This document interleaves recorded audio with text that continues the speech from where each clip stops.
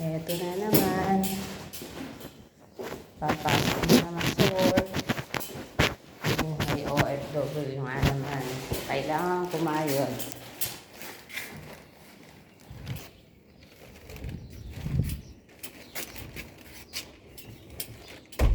Bawal ang tamad sa OFW.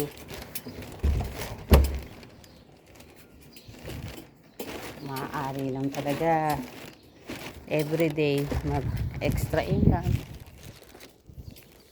para may extra pang gastos.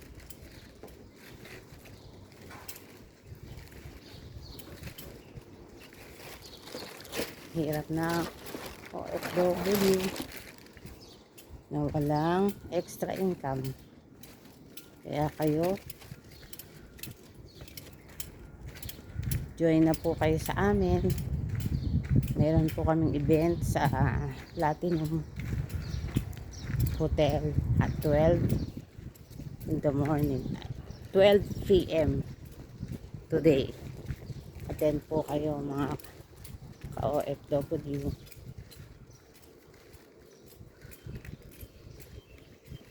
At ako papasok. Wait ko yung aking driver.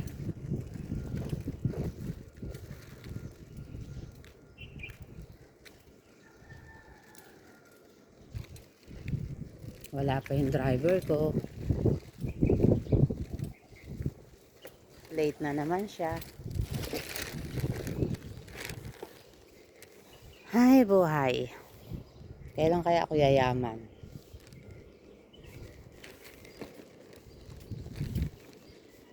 Sana dumating na yung panahon na yumaman na ako para marami akong mas matulungan.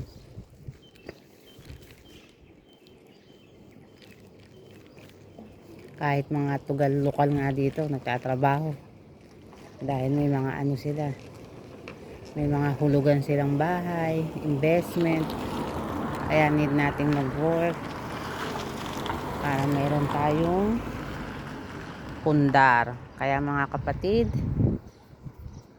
join na kayo mamaya sa Platinum Hotel. May freelance po doon, pre-learning. Kaya mag-enjoy po kayo. Tara na po mamaya. Sa mga wala pong trabaho, sa mga naghahanap po ng mga part-time, ito po ang magandang part-time. Yung sinasabi ko po sa inyo na yun.